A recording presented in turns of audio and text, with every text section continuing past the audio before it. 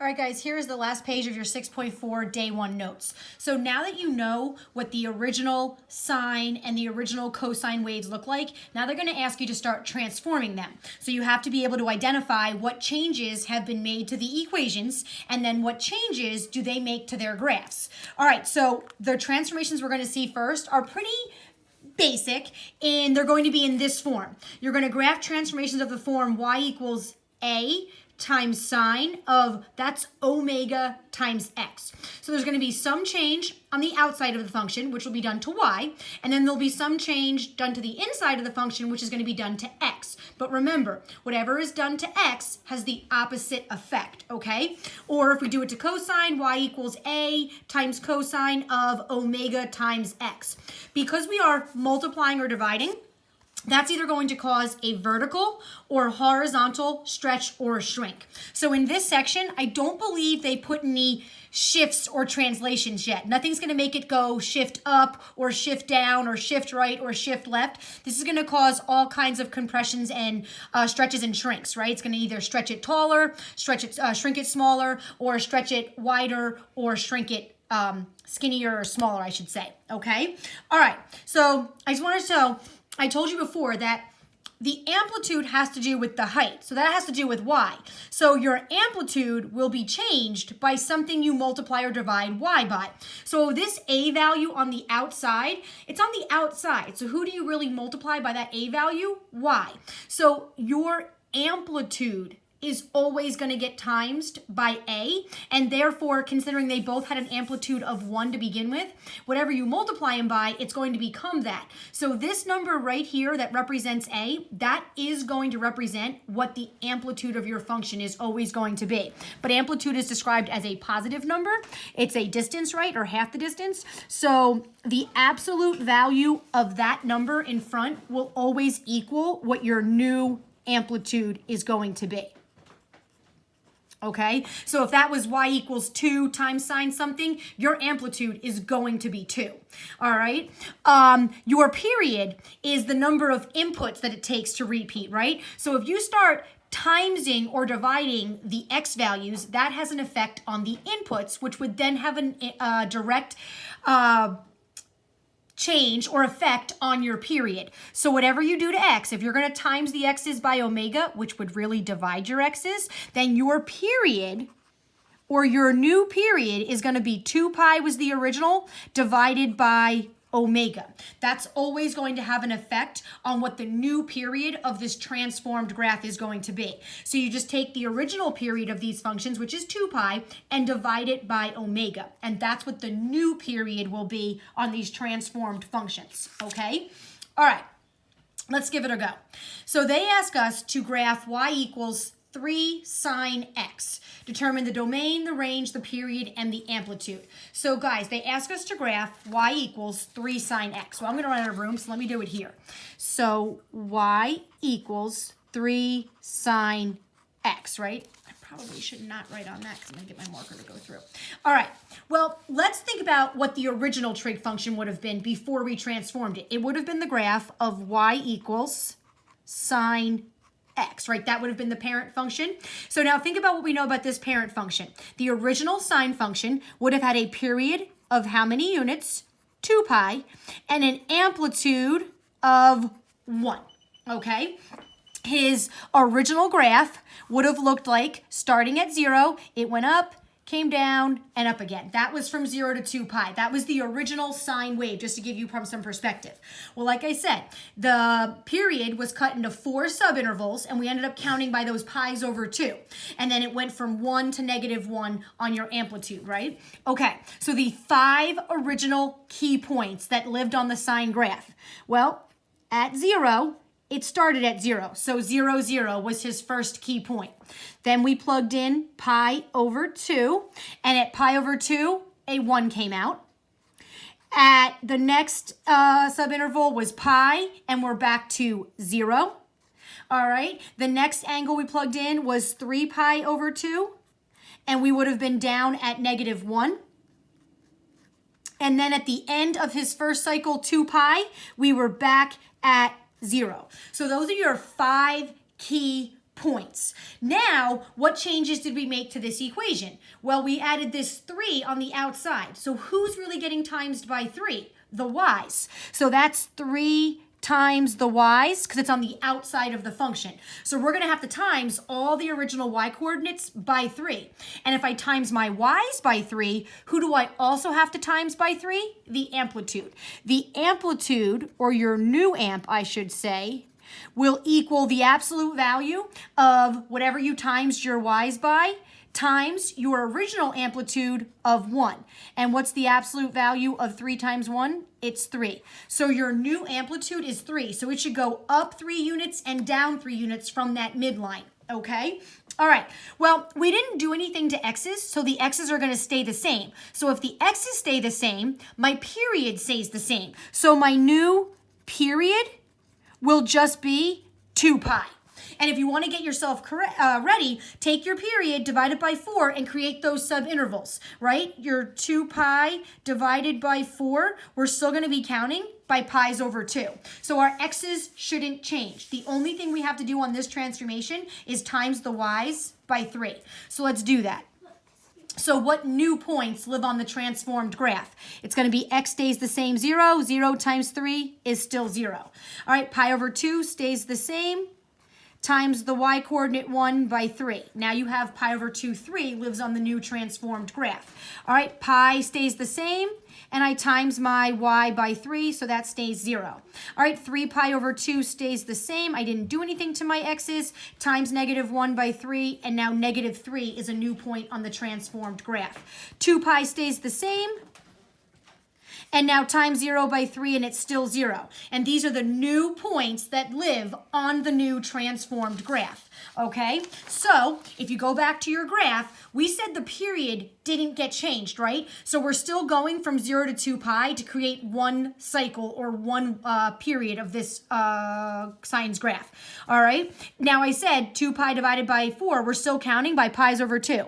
So that's 1 pi over 2, 2 pi over 2, 3 pi over 2, 4 pi over 2, 5 pi over 2, 6 pi over 2, 7 pi over 2, 8 pi over 2 is 4 pi. And you can even go back, negative 1 pi over 2, negative 2 pi over 2, negative 3 pi over 2, and negative 2 pi. Negative 4 pi over 2 is negative 2 pi.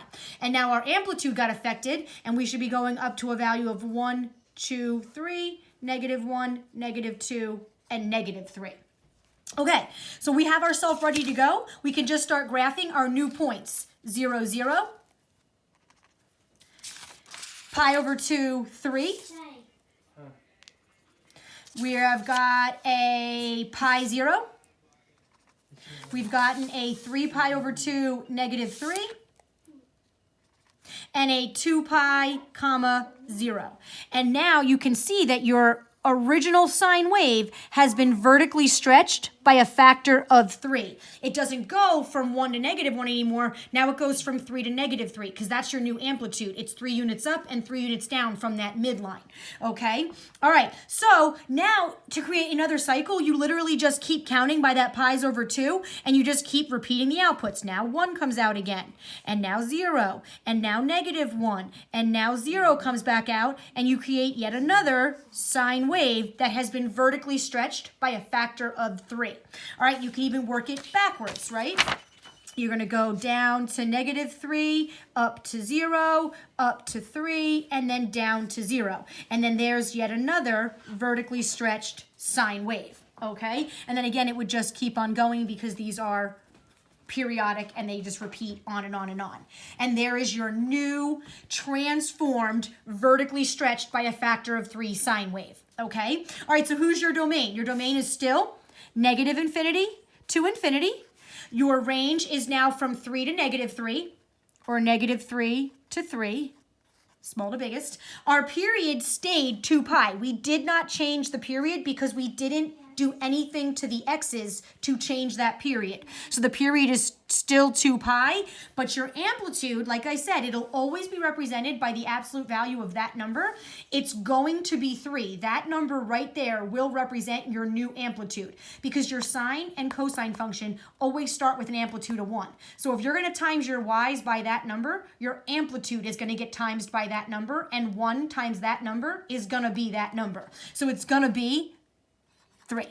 And that's what I said. Your amplitude is 3 units up and 3 units down from that midline, okay?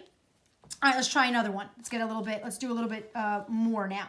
All right, what if they asked you to graph y equals 2 times the cosine of negative 3x? Well, our book doesn't like a negative argument. They don't want what you're taking the cosine or sine or anything of to be negative.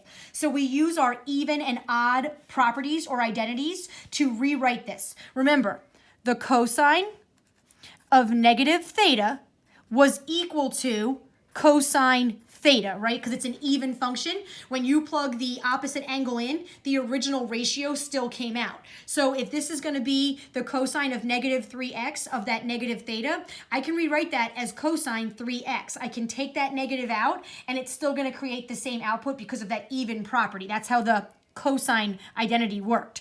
So I can rewrite this as y equals 2 times the cosine of positive 3x, because I'm using one of my properties or identities to do that. It's an even function, so the opposite of the input still creates the same original output. All right, so this is what we're really going to be asked to graph. Okay, let's see what we got. Well, if we're going to graph y equals,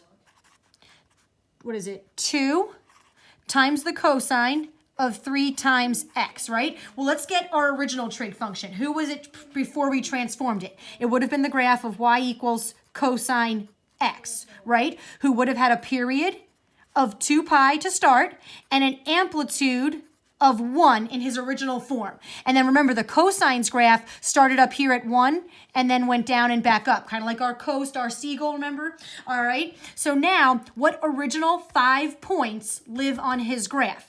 What were his 5 original key points on those 4 subintervals? Well, remember, it started at 0, it started at 1. So 0 radians went in and a ratio of 1 came out. Then we were counting by pi's over 2, right? Pi over 2 went in and 0 came out. Then we plugged in, we plugged in pi. At pi radians, it was at negative 1.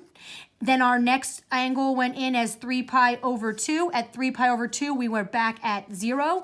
And then our last angle on the cycle, our 2 pi radians went in, and a ratio of 1 was back to coming out. Those were your 5 key points that lived on the cosine's graph. All right, well, let's see what changes were made to the equation, and then we can predict the changes that are made to his graph. All right, well, this 2 on the outside is really multiplying who by 2? The x's or the y's? The y's. So that's going to be 2 times the y's. Well, remember, if you times the y's by 2, that's going to affect your amplitude. So you better take your amplitude and times it by that 2. So your new amplitude is going to be the absolute value, because it's always a positive number, of 2, the number you're timesing y's by, times the original amplitude, which was 1, which is the absolute value of 2, which is 2. So your new amplitude should be 2 units up and 2 units down from that midline. All right? Well, what about your period? Or what did we do here? Your x's are being times by 3. So we know that has the opposite effect, and it divides your x's by 3. All right? So that means we're taking the x's and dividing them by 3. Well, if you're going to take the x's and divide them by 3, that's definitely going to affect your period. So if you divide the x's by 3, you have to divide the period by 3. So your new period is going to be the old period 2 pi, but now you have to divide it by 3 just like you did to your x's. So now your new period, this doesn't reduce, is 2 pi over 3 radians. Now it doesn't take 2 pi radians anymore to create a cosine wave. It only takes 2 pi over 3 radians. You've shrunk the period so that it doesn't take as much time to repeat. So what it does, guys, is technically it used to take 2 pi radians to create one cosine wave, right? Well, what you've done is because you've divided it by 3, now in between 0 and 2 pi, you've cut it into thirds. So now you should have a cosine wave in each one of those thirds. So now you should have 3 cosine waves from 0 to 2 pi because you've shrunk the period. You've shrunk the amount of inputs that it takes to create a cosine wave. So now from 0 to 2 pi, you should get 3 cosine waves. Okay, let's do it. So whatever you do to your x's and your y's, let's do it to the original points. So take your x's and divide it by 3. 0 divided by 3 is still 0. Take 1 and times it by 2. Okay. This one, take pi over 2 and divide it by 3. Well, guys, take pi over 2. The easiest way to divide something or a fraction by 3 is to times it by a third. So that's pi over 6. So now that's pi over 6, take 0 and times it by 2, and it's 0. All right, take pi and divide it by 3. So that's pi over 3. And then take -1 and times it by 2. That's -2. All right, take 3 pi over 2 and divide it by 3. Well, the easiest way to do that is to times it by a third. Right, well, they cancel, and you're left with pi over 2. Okay, so now we're at pi over 2, comma, 0 times it by 2 is 0. All right, 2 pi divided by 3, that should be the end of your first cycle. Like I said, it should take 2 pi over 3 to create one cosine wave. So now 2 pi divided by 3 is 2 pi over 3. Take 1 and times it by 2. So these are the new points that live on your new first cycle of the transformed cosines graph. All right, now again, to get yourself set up on your x-axis, we said the period is 2 pi over 3, right? So take your new period, 2 pi over 3, and let's cut it into 4 subintervals. So divide it by 4, all right, which would then be timesing by a fourth, and you get 2 pi over 12, which is pi over 6. So now you're going to have a key point every pi over 6 radians. You're going to count by pi over 6. What's the matter? Are you okay? Headphones. Your headphones, I think, fell by the couch, by the ottoman. All right. All right, so now your new increments for this graph is pi over 6. So if you want to get yourself ready, every pi over 6 radians, it reduces. So now, guys, just to kind of put this into perspective, this was pi over 2. This was pi. This was 3 pi over 2, and this is 2 pi, right? Well, every pi over 6, which is like 30, 1 pi over 6, 2 pi over 6, which is pi over 3, 3 pi over 6 is pi over 2, 4 pi over 6 is 2 pi over 3.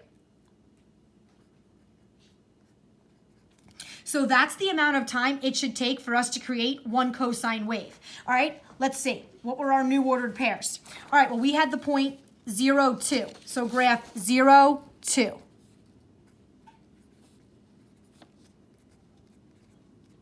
Okay, then we had the point pi over 6, 0, and we're ready to go. Pi over 6, 0.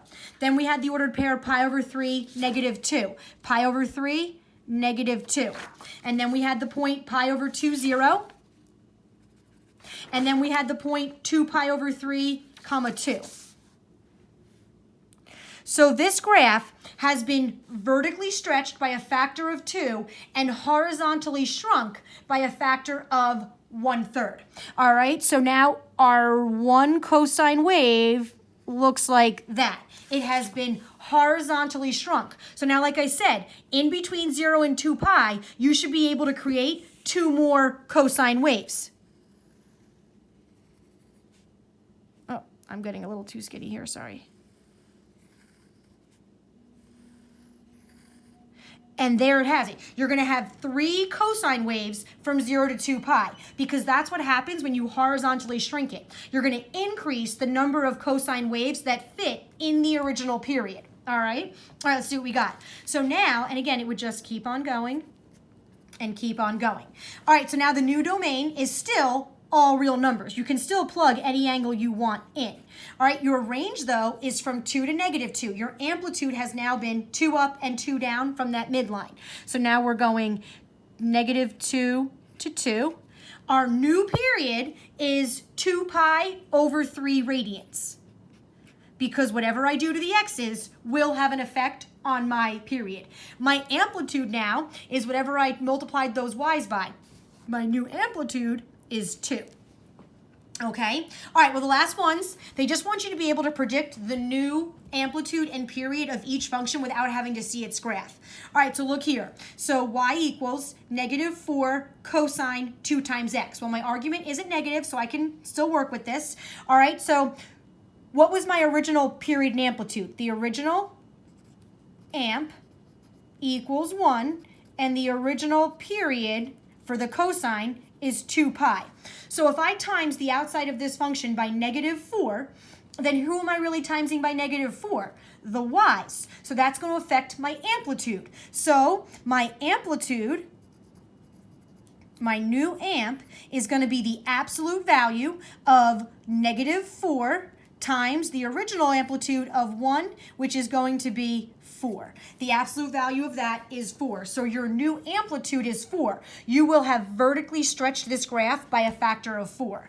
All right, look here. I did 2 times the x's, which definitely means to take the x's and divide it by 2. So my new period would also have to be the old period divided by 2.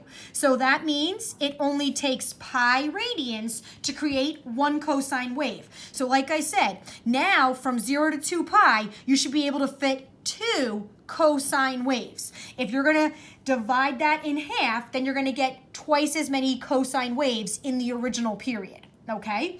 All right, look here. What would be your new amplitude and period of this graph? Well, y equals 3 times the sine of -pi x. Again, our book doesn't like you to have a negative argument, so they make you use your even and odd identities to kind of rewrite this. Well, remember, the sine of negative theta equaled negative sine theta. When the opposite of theta went in, the opposite of that input came out. So I can pull this negative out onto the outside. So now we can rewrite this as y would equal -3 sine of pi x. Okay? All right, so now let's see what we would do. Well, the original amp of the sine function, oh, sorry, I thought my video stopped. The original amplitude of the sine